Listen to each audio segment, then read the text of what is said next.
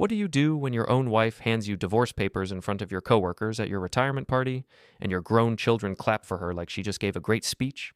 How do you respond when everyone assumes you are too old, too soft, and too dependent to fight back? This is how I signed everything calmly, told her she had no idea what it would cost her, and then spent 3 quiet months making sure those words became reality. Before we dive deeper into this story, I have one small request. Please subscribe, drop a like, comment, and hit that hype button to boost this channel so more people can discover these incredible Reddit stories.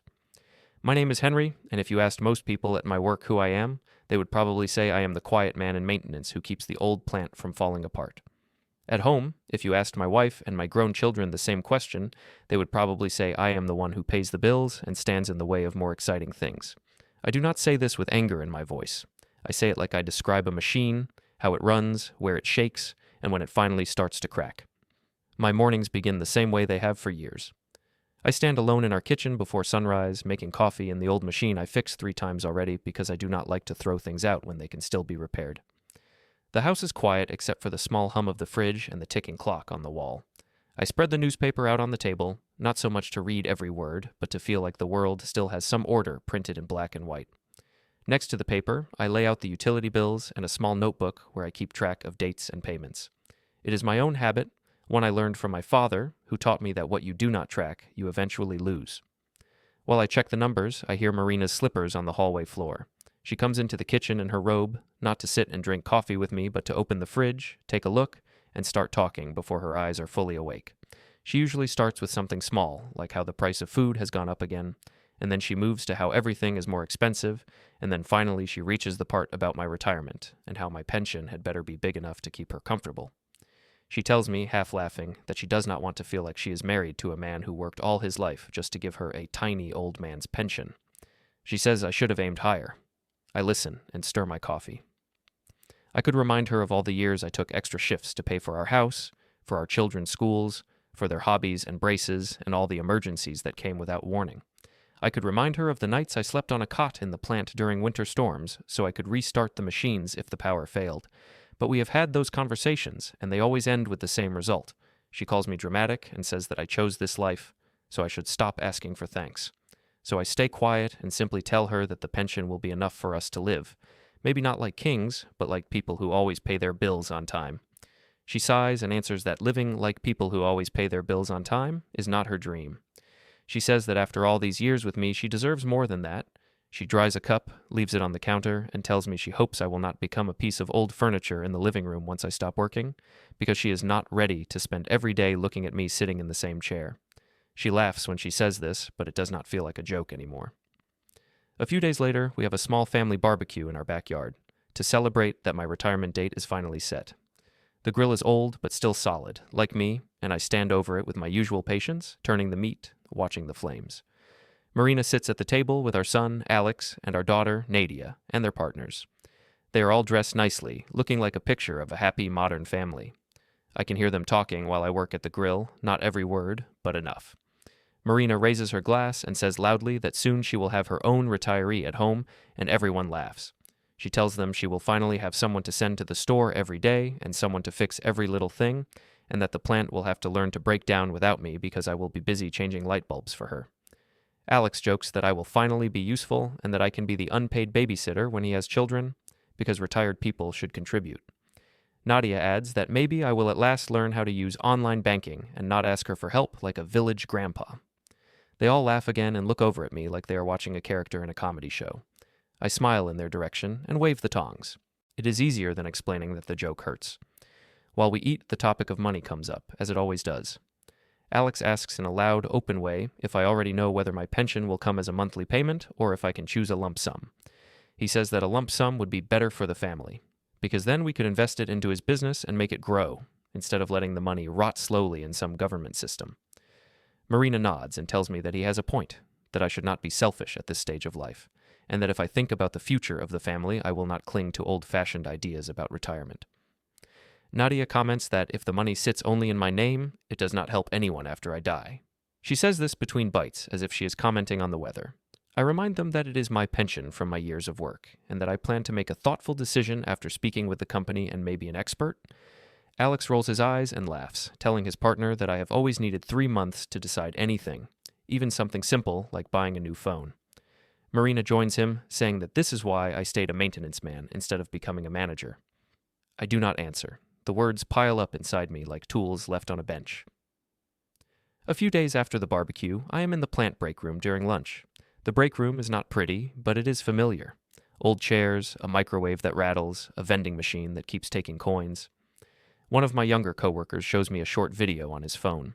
Someone recorded Marina at another family gathering, complaining playfully that when I retire, she will also retire from being a full-time wife. She tells the people in the video that she might finally free herself from marriage duties and travel without a man who smells like oil and old coffee. People in the video laugh. My coworker looks uncomfortable as he presses pause. He says gently that he found it while scrolling and thought I should know. I tell him that my family has a strange sense of humor and that I'm used to it. He looks at me with a mix of pity and respect, then puts the phone away. Inside, I feel something new, like a small stone rolling into a deeper crack that has been growing for years. That night, after Marina has gone to bed and the house is finally quiet, I sit in my small home office. It is a simple room with a desk, an old chair, a computer, and a metal cabinet against the wall. The cabinet has a faded label that says, Will and Pension, Henry Only. I put that label on years ago when I first made a simple will and kept the first pension statements. I stand there for a long moment, looking at the cabinet. I know exactly what is inside. Folders, envelopes, copies of old forms. For a second, my hand reaches toward the handle, then stops. I tell myself that I will look through it when I have more time, when I am closer to retirement, when the mood is better in the house. I lie to myself because I know the real reason is that as long as the cabinet stays closed, I can pretend that my future is still simple and pointed in one direction. I switch off the office light and walk back through the dark hallway. As I pass the kitchen, I hear my phone buzz on the table. There is a new message in the family group chat. Marina has sent a photo of me grilling from the barbecue, writing that soon the plant will be free and she will get her full-time retiree husband at home. Alex reacts with laughing emojis and says that after 40 years of service, maybe she will finally get a chance to upgrade. Nadia adds a clapping emoji and writes that she is planning a big surprise for my retirement celebration at the plant.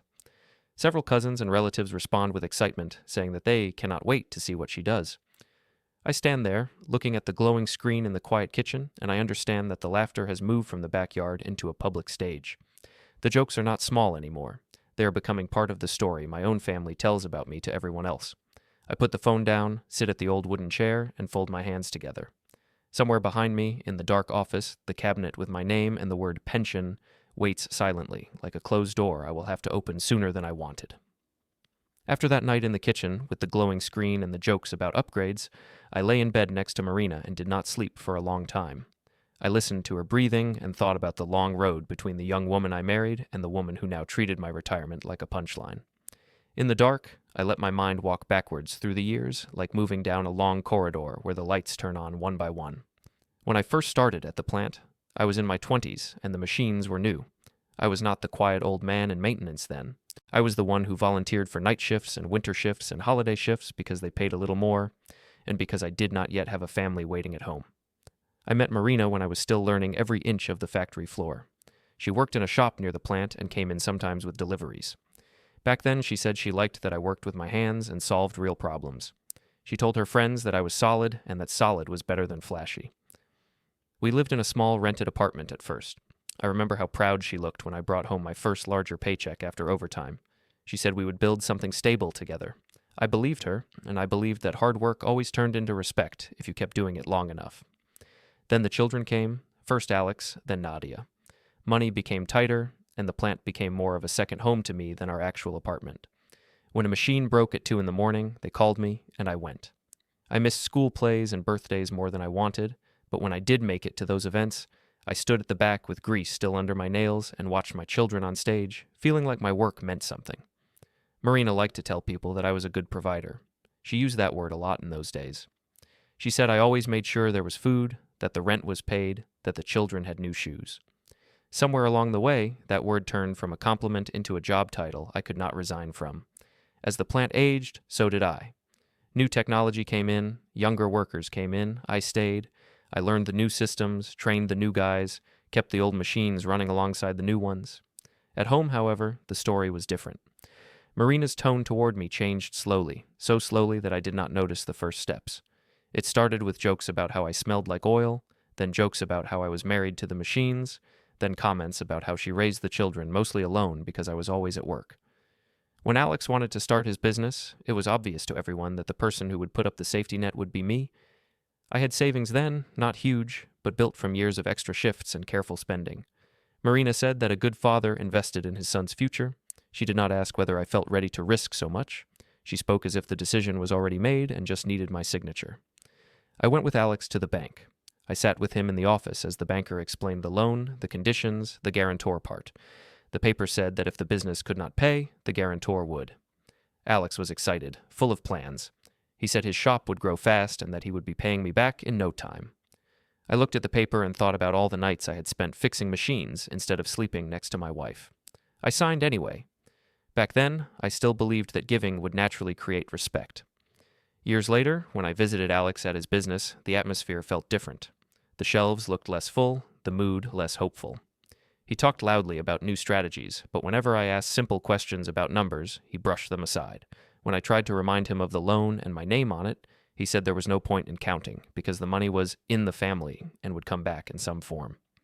He told me I was thinking like an old man who still believed in cash under the mattress. At Nadia's place, the story followed a similar line. She called me when she wanted to buy a condo downtown. She said the bank would give her better terms if she had more for the down payment, and she knew that her father, who had worked for decades, must have something put away. I did have something put away. I had planned to use it for fixing our house, for catching my breath after retirement. Instead, I went with her to the realtor's office, listened to the numbers, and watched as she signed papers with a bright smile. She hugged me and said that one day she would pay me back, one day when her career grew and everything stabilized. Now, when I visit her condo, she offers me coffee from an expensive machine and jokes that I look like I am visiting a museum of modern life. She says I would not survive in the city without her guiding me, that it is a good thing I have Marina to manage things at home. She does not mention the money I put in or the guarantees I signed. To her, that is part of the story of what a father is supposed to do, not a gift to remember. There is another place I go sometimes when the noise in my head gets too loud. My mother's small room at the assisted living facility. The building is old but clean, with narrow hallways and the smell of soup and disinfectant. My mother, Galina, sits near the window with a blanket over her knees and watches the street. When I visit, she always asks first about my health, then about the plant, and only then about the family. I never give her the full version. I do not want her last years filled with my troubles. Still, she sees enough in my face to understand. On one visit, not long before my retirement, I told her that the date was set. She smiled and said that I had earned my rest. Then I mentioned, in cautious words, that Marina and the children seemed more interested in the pension than in the idea of me being home more. My mother stayed quiet for a moment, looking out at the trees. Then she said that when people are used to taking from you, they do not suddenly stop just because you finally have more time. She told me that I needed to think not only about how I would live in retirement, but about what would happen to my work after I was gone. She said that a man who spends his whole life holding up a house has the right to decide where the bricks go when his hands let go. Her words sat in my chest like a warm stone. They did not tell me exactly what to do, but they told me that I was not crazy to feel uneasy. Back at the plant, the talk about my retirement grew louder. Coworkers started counting down the weeks, making jokes about how I would not know what to do with free mornings. One afternoon in the maintenance workshop, one of the younger technicians asked if I was scared of becoming useless when I stopped working. He said it with a grin, but the question hit close to home. I told him that machines still break at home, and that someone has to keep an eye on the boiler, even outside the plant. Another coworker, a woman from administration, said quietly that, at least at work, I was respected, and that at home it might be harder. She had seen the video of Marina making jokes about retiring from marriage duties and serving papers someday. She apologized for bringing it up, but I was strangely grateful. It meant someone else saw the same pattern I saw. Around that time, I was called into the HR office for a formal talk about retirement options. The room had soft chairs and a computer screen showing graphs and numbers. The HR representative explained the choices: a monthly pension for life, a possible lump sum, different ways survivor benefits could be arranged. She asked if I wanted to bring my wife next time, because many spouses like to be involved. I told her politely that I would prefer to think about it alone first. While she talked, my mind wandered to the cabinet in my home office with my old statements and will. I realized that I had spent more energy worrying about the machines in the plant than about the structure of my own future. After the HR meeting, I stepped out onto the plant floor and listened to the familiar sounds of engines and belts. The place where I had given most of my life looked the same as always, but my position inside it suddenly felt more fragile. I was a few signatures away from being someone who used to work here, and at home, instead of preparing a soft landing, my family was already planning their own takeoff from my shoulders. One evening, I returned home from visiting my mother and walked into the kitchen. The house was empty and quiet. I poured myself some tea and checked my phone. There was a message from Alex, not in the family group, but directly to me. He wrote that he had been thinking about my pension and that he hoped I would not do anything selfish or old-fashioned, like locking it into a monthly plan that died with me. He said that the smart move was to take as much as possible now for the family's future and let the young ones handle the investing. He added that I should remember who would be carrying the family name forward when I made decisions. A little later, in the family group chat, Marina posted a photo of a golden watch she had seen in a shop window. She wrote that she was thinking about a proper gift for herself when I finally retired, something that showed she had survived years of being married to a man who loved machines more than romance. Nadia commented that her mother deserved a medal for patience, and that maybe after retirement they could finally reorganize their lives so that I did not hold them back. Then she added a line that she probably meant as a joke, saying that once I was officially retired, it would be easier for everyone to think of me as a burden and not as a boss. As I read that last sentence, sitting alone at the kitchen table with my tea cooling in my hand, I felt the first clear shape of a thought that was not about machines or bills or schedules. It was the thought that I might have to stop letting other people write my story for me before they decided to erase me completely. The next morning, after that message about me being a burden, I went to work feeling like my boots were heavier than usual. The plant sounded the same as always, but something inside me was no longer in the same position. I walked through the maintenance workshop, nodded at the younger guys, and checked the schedule for the day. My hands moved automatically, but my mind kept replaying the words old-fashioned and burden over and over. Around mid-morning, HR called me to come in for the official retirement talk. I sat in the soft chair, the air smelling of printer ink and coffee. The HR representative smiled and said this was an exciting time. She showed me a screen with charts and numbers, explaining that I had several options: a monthly payment for life, a one-time larger payment, and different ways to arrange things for someone who might outlive me. She said many people liked to involve their spouses in these talks. She suggested I bring Marina next time so we could make a decision together. I listened carefully and asked simple questions. I asked what happened to the money if I chose one option over another and then died earlier than expected. I asked who received what in each case. The HR rep answered with phrases like survivor benefit, no continuation, and estate, all in calm, practiced words. I thanked her, told her I would need time to think alone, and left with a small knot in my stomach. As I walked back to the workshop, I realized that my whole life could be changed by a few boxes ticked on a form that my family expected to fill out for me. Later that week, I stopped by Alex's business after my shift. His small office smelled like coffee and stress. Papers lay in messy piles, and the shelves in the store section looked thinner than before. He greeted me with a quick hug, then immediately started talking about new marketing ideas and expansion plans. I listened for a while, then asked how the numbers looked, how the loan was going, whether he was managing the payments. He waved his hand and said that business was always up and down, that he was working on new partnerships, and that I should not worry because I was retiring, not joining finance school. When I reminded him gently that my name was still attached to his loan as guarantor, he shrugged and said that it was all in the family anyway. He said that what went out would come back when he grew the business, and that I was thinking too small. Then he asked, as if it were a casual question, whether I had decided on a lump sum or a monthly pension. I told him I was still deciding. He quickly sketched a plan on a scrap of paper, talking about how a big amount now could be used to pay down his debts and then invest in more stock. He said that if I chose a monthly payment instead, I would be locking the family into slow poverty. Just because I did not trust the younger generation. The way he said family made it sound like everything I had belonged to him by default. I left his office with a tightness in my chest, feeling like I had just been treated as a bank, not a father. That evening, at home, Marina asked how my day was while she stood at the counter, scrolling on her phone. I told her about the HR meeting in simple terms. She was more interested in the part about a lump sum. She said that a one-time big payment would make more sense because then they could reorganize things and maybe finally renovate the kitchen, fix up Nadia's bathroom, and give Alex the push he needed. She said month-to-month money felt like being on life support and that she did not want to live in fear of me falling over and everything stopping. I listened to her list other people's needs and noticed she did not mention mine even once. A few days later, I came home earlier than usual because a machine that was supposed to be installed that day had been delayed. When I walked into the house, it was quiet. I hung up my jacket and heard voices from the kitchen. I stepped closer and realized Marina and Nadia were talking, not yet aware that I was home. I stopped in the hallway, not because I wanted to spy, but because the words reached me before my name did. Nadia was saying that it would be easier to rebuild life after my retirement if things were clear from the start. She said she did not want to spend years fighting with me over money when I was old and stubborn. She suggested that Marina think about taking some legal steps sooner rather than later, because old men are more flexible when they feel guilty. Marina laughed and said that she had been patient for many years, that she had stayed with a man who cared more about machines than romance, and that she deserved a comfortable final act. She mentioned the pension, the house, and then, in a low but sharp tone, she said that she might retire from marriage. At the same time, I retired from the plant. Nadia laughed and asked if she really meant it, or if she was just talking. Marina answered that sometimes you needed to make a big show for people to finally understand how serious you were. She said that if I refused to listen to hints, maybe a louder gesture would make the point. At that moment, a chair scraped, and Nadia noticed me in the doorway. She smiled and greeted me like nothing had happened.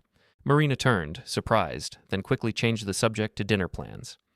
I answered in a neutral voice and moved past them to the sink. I washed my hands slowly, watching my reflection in the dark window. They continued talking, but now their words were light and general. The heaviness of what I had just heard settled deeper inside me. That night, when Marina fell asleep with the television still on, I sat again in my small home office. The cabinet with the label Will and Pension, Henry Only, seemed to look back at me in the dim light.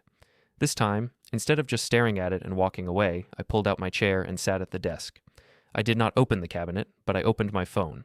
I scrolled through my contacts until I saw a name I had not called in a long time. Arturo, my old union representative. Years before, he had helped me deal with some dispute about overtime pay, and he had once mentioned that after retirement, he planned to help workers find good legal advice for their pensions and estates. I hovered over his name with my thumb. For a moment, I considered all the years of just swallowing comments and trusting the time would fix things on its own. Then I thought about my son calling my careful decisions selfish, my daughter calling me a burden, my wife planning a show instead of a conversation. I pressed the call button. Arturo answered after a few rings, his voice familiar and solid. He asked how I was doing, and I told him honestly that it had been better. I did not pour out everything. I just said that I was close to retirement, that my family had strong opinions about my pension, and that I wanted to make sure I understood my rights before I signed anything important. He listened, then said he had a contact who specialized in estate and family law, someone who had helped other workers put their affairs in order in a way that protected their wishes. He said she was serious, calm, and did not play around with people's fears. He asked if I wanted her to call me. I said yes. After we ended the call, I sat there with the phone in my hand, feeling something like a small click inside me. It was not a loud victory. It was a quiet shift from being carried by the current to putting my own hand on the rudder. The next day during lunch, while I sat in the break room eating from my worn-out lunchbox, my phone buzzed again. The screen showed an unknown number. I stared at it for a second, then answered. A calm woman's voice introduced herself as Ms. Morales. She said that Arturo had given her my number and that he had told her I needed some information about retirement and family planning. I looked around the break room, at the old microwave and the vending machine, at the pictures on the wall showing safety rules. I told her that yes, I did need information, and that I was not sure yet what I wanted to do. But I did not want to be the last person to understand my own life. She said we could set up a meeting in her office at a time that worked for me. She sounded neither rushed nor surprised. She sounded like someone who had seen many people reach the same point. I agreed to meet her after my shift in a few days. When I hung up, one of the younger workers asked who it was. I told him it was someone helping me plan for life after the plant. He nodded and joked that I was finally thinking like a manager. I smiled a little. Inside, I knew it was something else. It was the first time in a long time that I was not just fixing broken machines for everyone else, but quietly starting to fix the broken pattern of my own life. The day I went to see Ms. Morales, the air outside the plant felt heavier than usual.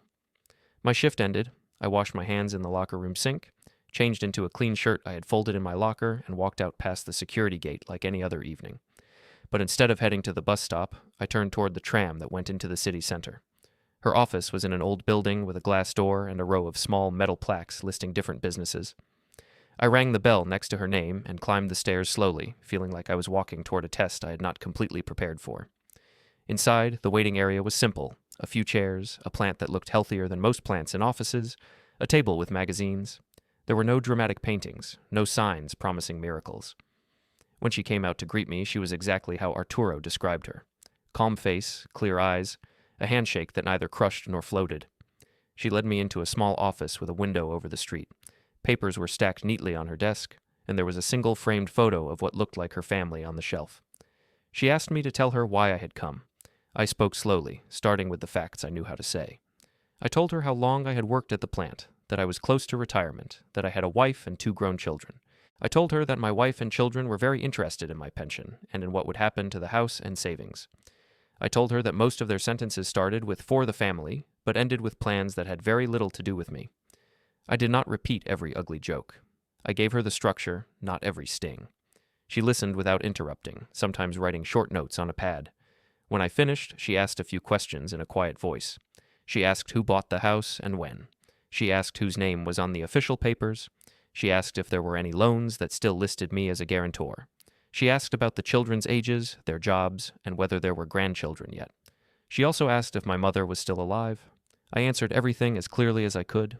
Then she asked about my pension options, what HR had told me, how decisions there affected anyone else. I realized that until that moment, I had thought about my pension like a simple pipe: money in, money out, then stop. She talked about it like a structure with doors and locks. When she finally put her pen down, she did not raise her voice or change her face. She simply said that, based on what I had told her, I had more control over my future than I probably believed. She explained that there were legal ways to arrange my retirement income and my property so that my wishes were respected, with or without my family's approval. She did not name everything in technical terms. She used simple words like choices, rights, and boundaries. She told me that the time to make these choices was before any big public drama, because after that, emotions could cloud everything. She said that if my family already talked about me as a burden, I needed to be careful about how much power I handed them out of habit. I sat there, listening to her, and felt 2 things at the same time. The first was relief, like someone had opened a small window in a crowded room. The second was sadness, because needing this information meant admitting that my own wife and children might try to push me out of my own life. She did not tell me what to do. She said I should take a few days, think calmly about what kind of old man I wanted to be: one who let others decide what happened to his work, or one who set clear borders and then lived within them. Before I left, she gave me a card with her number and said that if I wanted her help, she would guide me through the steps slowly and correctly. I walked out of her office into the evening light, feeling like the city sounded different, even though it did not. Cars still moved, people still crossed streets, but now I knew that my future was not just something happening to me. It was something being prepared in quiet rooms, either by others or by me. A few days later, I went to the bank branch near the plant. It was the same place I had stood years ago with Alex, signing as guarantor for his loan. The lobby smelled of paper and faint perfume. A clerk behind a desk greeted me and asked what I needed. I told him I wanted general information about accounts and beneficiaries. I said I was approaching retirement and wanted to understand how to make sure that the money I had earned would go where I decided if something happened to me. I kept my tone simple and calm. He brought up some general rules on his screen and explained how certain accounts could have named people who would receive whatever was left. He talked about options to separate personal money from joint money and about limits on how much someone else could move without my approval. I did not ask him to change anything that day. I only asked questions, the kind Ms. Morales told me to ask. I used phrases like "in theory" and "just to understand." When I left the bank, I had no new cards in my wallet and no new forms in my hand. But I had something else, a clearer picture of which doors existed, even if I had not yet chosen which ones to close. One afternoon, with these new thoughts in my head, I found myself walking near the courthouse. I had gone into town to buy a part for a broken tool and ended up passing the large stone building with its high steps and cold windows. Outside, couples and families moved in and out of the doors. Some argued in low voices, some cried, some walked in silence. I stood across the street and watched for a minute, feeling like I was looking at a place where stories went to be cut into pieces. I did not go inside to start anything. I only went in to find the information desk. The clerk behind it looked tired but polite. I asked general questions about how long legal separations and divorces usually took, how the process worked if one person wanted it more than the other, whether property that belonged to someone before marriage stayed with them. I made it sound like I was asking for a friend. The clerk gave me printed information sheets and explained timelines in simple terms. I thanked him and left. Standing on the courthouse steps with the papers folded in my pocket, I understood something important. While my wife and children joked about me being a burden, there was an entire system of rules and forms that did not care about jokes.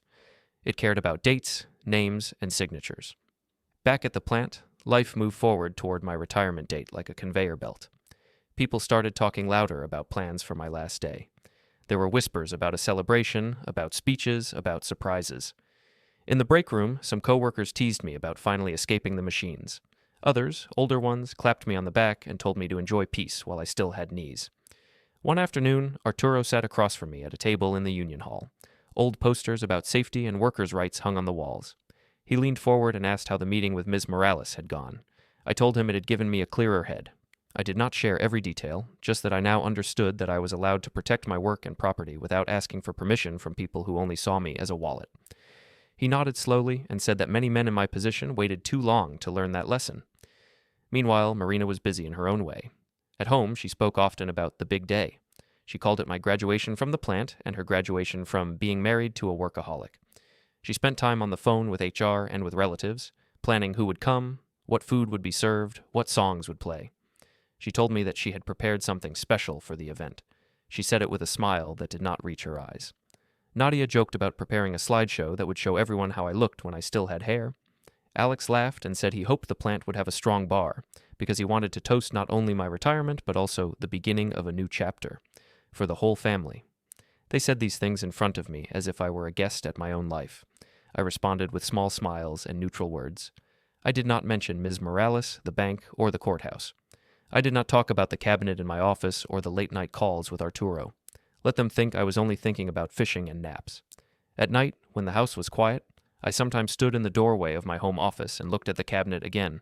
I still had not opened it, but now the label Will and Pension, Henry Only, felt less like a warning and more like a reminder. I belonged in that room, in those decisions. One morning at the plant, a message popped up on my computer screen while I was writing a report. It was an email from HR with the subject line, Retirement Celebration, Program and Guests. My heart did not jump, but my hand paused above the mouse for a second. I clicked it open. The email thanked me for my years of service and outlined the plan for the event. A short speech from the plant manager, a few words from coworkers, a slideshow, a cake. Near the bottom, under a heading marked Special Segment, I saw a line that said, Family contribution, Marina, spouse, will deliver a surprise message. Next to that, in parentheses, it said, Details held confidential for impact. I stared at that line until the words blurred slightly. Then I leaned back in my chair and let out a slow breath. It seemed that my family was indeed planning a show. What they did not know was that I was quietly preparing something as well, in rooms where applause did not matter and signatures mattered more. The weeks leading up to the retirement celebration passed in a strange mix of routine and quiet planning, like two tracks running side by side that never touched in public. At the plant, I did what I had always done. I checked machines, trained younger guys, filled out reports. People patted my back more often, told me they would miss my calm head when things broke, joked that they would call me at home when a belt snapped just to hear my voice. I smiled and told them they would manage. Inside, I knew that soon there would be a clean line between that building and me. At home, Marina was busy with her own version of preparation. She made calls, talked to relatives, joked about dress codes for my big night. She said she wanted to look her best because she had survived 40 years with a man who smelled like oil and coffee. And that deserved recognition. Nadia sent pictures of outfits in the family group chat and asked which heels looked better for the show. Alex wrote that he would bring a speech too, something modern and funny to balance out the boring work stories. Whenever they said the word show, I felt a small tightening in my chest, but my face stayed neutral. I answered with simple phrases like, wear what you like, and I am sure it will be fine.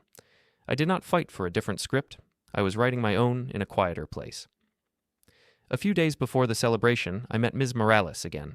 I sat across from her at the same desk, the same window looking down on the street. She had a small stack of papers in front of her and a notepad to the side. She did not push them toward me immediately. She first asked how things were at home, how close the event was, whether there had been any difficult scenes. I told her the truth without decoration. I said my wife and children were treating the celebration like a stage, and me like the main character in a comedy about an old man who did not understand his place. She nodded slowly, then reminded me of what we had discussed last time. She explained again, in simple language, that there were steps I could take before and after retirement that were fully within my rights. She said that if I chose them, they would shape my future and my property in ways that did not depend on anyone else's emotions. She slid a few forms closer, not naming them like weapons, just as tools. I read where she pointed, asked questions where I did not understand, and listened to her answers. We talked about timing, about what had to be done before the retirement date, what could be done after, and how certain decisions would lock in protections. At the end, she asked me gently whether I was sure. I thought of my mother in her small room, telling me that a man who holds up a house has the right to decide where the bricks go when he lets go. I thought of my son calling my care selfish, and my daughter calling me a burden, of my wife talking about retiring from marriage duties. I told Ms. Morales that yes, I was sure. I picked up the pen. I did not feel like a hero or a villain when I signed where she showed me. I felt like a mechanic turning off a valve that had been leaking for years.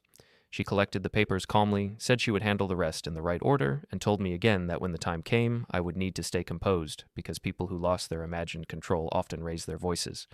I promised her I would not shout. Loud sounds had never been my way. On the day of the retirement celebration, I woke up before the alarm, even though I had barely slept. The house was quiet. Marina had already left the bedroom to get ready. I made coffee in the old machine and stood in the kitchen, watching the steam rise, listening to the familiar hum of the fridge. For a moment, I let myself feel something like grief, not for the plant or the machines, but for the version of my family I had once believed in. Then I took a slow breath, put on the clean shirt I had ironed the night before, and got ready. At the Union Hall, the decorations were already up when I arrived. There were banners with my name and "Thank you for your years of service" in bold letters. They had printed old photos of me from different decades, me with more hair, me younger, me thinner, always standing near some machine or holding a toolbox. Tables were set with simple food, and a projector showed a looping slideshow of the plant over the years. Coworkers greeted me warmly, some hugging me, others shaking my hand with two hands like they wanted to hold on a little longer. Their respect felt real. It was not loud or fancy, but it was built from actual days and nights, from real moments when we had kept things running together. Later, Marina and the children arrived. I saw them walk in from across the hall. Marina wore a bright dress, carefully styled hair, and a smile that looked like it was ready for an audience. Nadia wore a tight dress and high heels. Alex a sharp shirt and blazer that tried to say "successful businessman" louder than his numbers ever had. They greeted people like they were the ones being honored, not just guests. Marina kissed my cheek quickly and told me I looked almost presentable. Alex clapped my shoulder and told me he hoped I was ready for some fun. Nadia said she had prepared something special for social media. I swallowed the bitter taste in my mouth and thanked them for coming. The program started with the plant manager giving a speech. He talked about my first years, about accidents avoided because I had noticed something small at the right time, about nights when I had stayed late without being asked. He said that the plant would not be the same without me. People clapped, some whistled, a few shouted my name. A couple of coworkers gave short, emotional speeches too. One of the younger technicians spoke about how I had taught him not just how to fix machines, but how to stay calm when everyone else panicked. I felt my throat tighten when he said that. These were the kinds of words I had always hoped to hear at home and never did. After the work speeches, the hall grew louder with music and clinking glasses. People ate, talked, hugged. At some point, the plant manager took the microphone again and announced that my family had prepared a special part of the evening. He said we would now hear from the people who knew me best. Marina walked to the front with a confident step, holding a few papers in her hand. Alex and Nadia stood nearby, smiling like backup performers. Marina began with charm. She told a couple of light stories about our early years, about how I almost burned a meal when we first moved in together, about how I once came home with grease on my nose and did not notice. People laughed. Then her tone shifted, so slowly that if I had not known her, I might have missed it. She started calling me her third child, saying that I could fix any machine but could not find his socks in a drawer. She joked that she had spent decades raising 2 kids and 1 man who thought a romantic evening meant falling asleep in front of the television after a double shift. The laughter this time sounded different, more sharp around the edges. She said that for years she had been a work widow, married to a plant instead of a person. She spoke about how she was looking forward to finally having me at home, where she could train me to be a useful house assistant.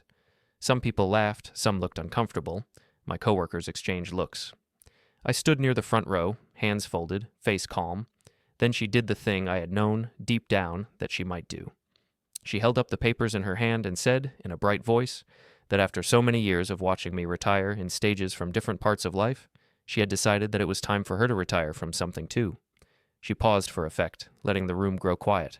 Then she said that, as her special gift to herself, she was serving me divorce papers on stage. She called it her retirement package. Alex clapped loudly and gave a small whistle. Nadia laughed and clapped too. A few people in the audience let out shocked laughs. Some gasped. A couple of coworkers just stared at me with wide eyes. The plant manager looked like he wanted to sink into the floor. Marina turned toward me, still holding the papers, and invited me to join her. I walked up to the front. My legs felt steady, my heart strangely even. She handed me the envelope with a flourish. She said something like, now I would not have to worry about burdening her in my old age, because she was giving me my freedom. I did not bother to correct the way she twisted that word. I opened the envelope, took out the pages, and looked at the first one. I did not read every line. I already knew what they meant. The point here was not legal. It was theater. People waited for my reaction. They expected me to beg, to shout, to storm out, or to drop to pieces. Instead, I raised my eyes from the paper and asked, in a calm voice, if someone had a pen. The plant manager, looking pale, handed me one from his pocket. I held it between my fingers for a moment, then signed where her lawyer had placed the lines. I handed the pen back and folded the papers neatly. I looked at Marina, whose smile was starting to look confused. Her eyes were searching my face for a reaction she could use.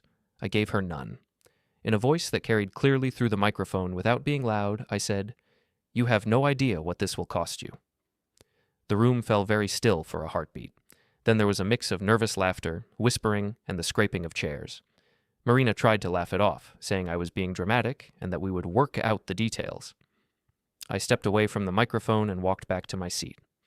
The celebration continued on the surface, but the air had changed. Some people came to shake my hand with real sympathy. Others avoided my eyes, afraid to be pulled into something heavy. At the end of the night, after the cake had been cut and the music turned down, I said goodbye to my coworkers one by one. Some hugged me longer than usual. Arturo pressed my shoulder and whispered that I had done well to stay calm. When I got home, the house felt like a shell. Marina and the children were still out, finishing their evening elsewhere. I took off my jacket, sat at the kitchen table, and placed the folded divorce papers in front of me. I did not open them again. I did not need to see the lines right then. I knew that Ms. Morales would see them soon enough and translate every word into what they really meant for me. I poured myself a glass of water and sat in silence. The humiliation had been public, but my reaction was private. In that quiet, I made a simple promise to myself. I would not yell, I would not throw anything, I would not fight dirty. I would simply use the very systems my family did not respect to show them what respect actually cost.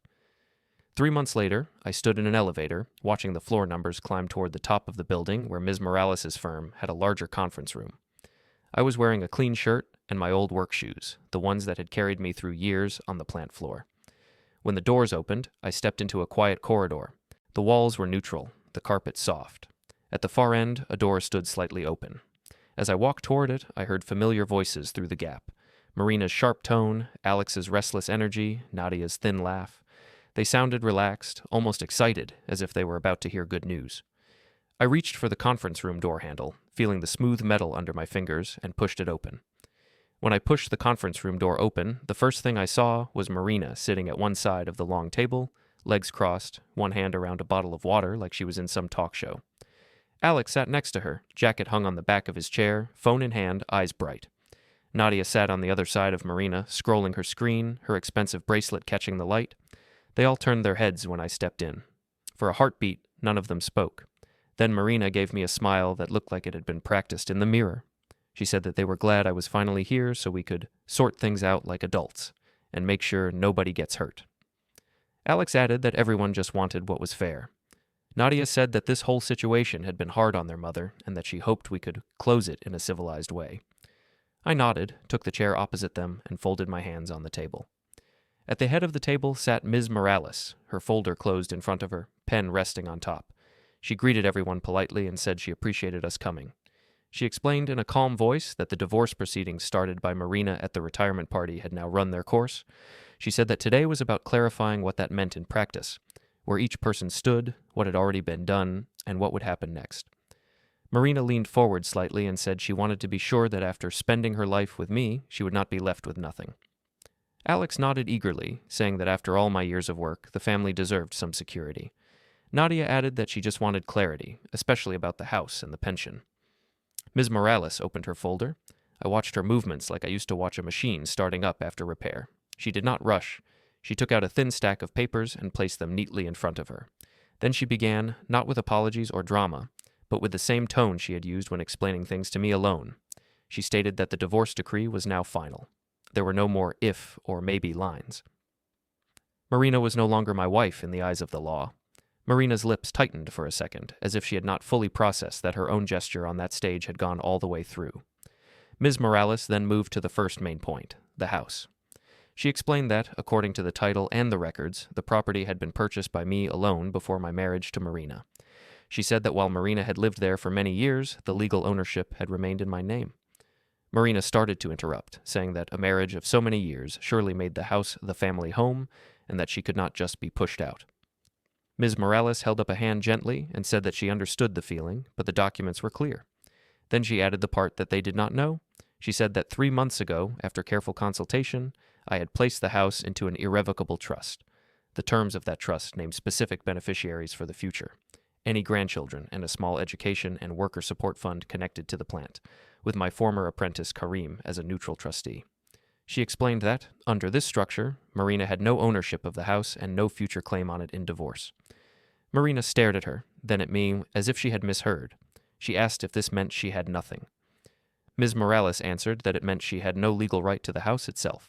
She added that there were provisions for a short, practical transition period so she would not be put on the street the same day, but the property was no longer something to be divided or sold for her benefit.